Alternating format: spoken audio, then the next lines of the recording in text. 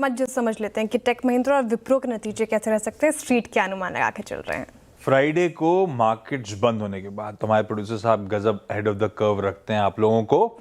दोनों नंबर्स बता देता हूं। विप्रो पहले स्क्रीन पर लेकर आइएगा, जो तमाम ब्रोकरेजेस के एक्सपेक्टेशंस हैं आपकी स्क्रीन पर आएंगे यूएस डॉलर में फ्रंट पे। मोटा मोटी आवाज अनुमान कहता है कि तकरीबन 1% के आसपास का तिमाही दर तिमाही आपको उछाल देखने को मिलेगा। ये क्यों हो रहा होगा विप्रो के केस में? क्योंकि उन्होंने एक हाल में हरमन डीटीएस का एक्विजिशन करा था, वो इंटीग्रेशन पूरा हुआ है, तो उससे भी करीब करीब 60, 70, 80 और कुछ ब्रोकरेज करेंगे 100 बेसिस पॉइंट के आसपास का कंट्रीब्यूशन ये इनऑर्गेनिक इनिशिएटिव लेकर आ रहा होगा। ध्यान रखिएगा, इस कंपनी ने पूरे क्वार्टर की जो गाइडेंस दी थी वो -0.5% से +1.5% ग्रोथ की बात करी थी, और इसी गाइडेड बैंड के शायद मिड पॉइंट पे हम आ रहे होंगे। 0.9% मैंने कहा डॉलर रेवेन्यू ग्रोथ, और उस पर आप मान के चलिए 20 से 30 बेसिस पॉइंट्स का क्रॉस करेंसी इंपैक्ट हो रहा होगा, तो 1.1-1.2% के आसपास कांस्टेंट करेंसी इस मिड पॉइंट पे आपको ले आएगी। रुपए में आए 3.25% के आसपास जंप कर रही होगी, क्योंकि उसको तो फायदा सीधे सीधे रुपए की कमजोरी कम मिल रहा होगा। मार्जिन लार्जली फ्लैट एक्सपेक्टेड है। क्यों? जब रुपए में आए रुपया डिप्रिशिएट हो रहा है तो क्यों? क्योंकि इनके लिए दो इश्यूज हैं। इनको एक फीनिक्स डील मिली थी, बड़ी लार्ज डील, उसके शुरुआत के लिए हेडविंड्स हैं क्योंकि अपफ्रंट कॉस्ट इंक्लूड होती हैं।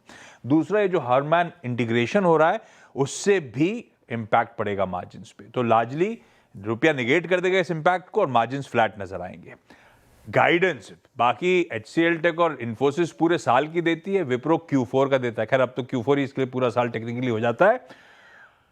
इस बार शायद ग्रोथ की बात कर रहा हो विप्रो, हमेशा वो माइनस से प्लस के बीच में झूलता था, इस बार ज्यादातर ब्रोकरेज कह रही है 0 से +1 ग्रोथ की बात Q4 में विप्रो कर सकता है। ये विप्रो की एक्सपेक्टेशन। जहां तक टेक महिंद्रा की बात है, मैं HSBC के एक्सपेक्टेशन रखता हूं आपकी स्क्रीन पे। 0.5% के आसपास की यूएस डॉलर रेवेन्यू ग्रोथ वो मान के चल रहा है। इसमें उनका मानना है क्रॉस करेंसी 30 बेसिस पॉइंट्स का इंपैक्ट होगा, तो मतलब कांस्टेंट करेंसी कैलकुलेट कर लीजिए 0.8% पे आ रही होगी।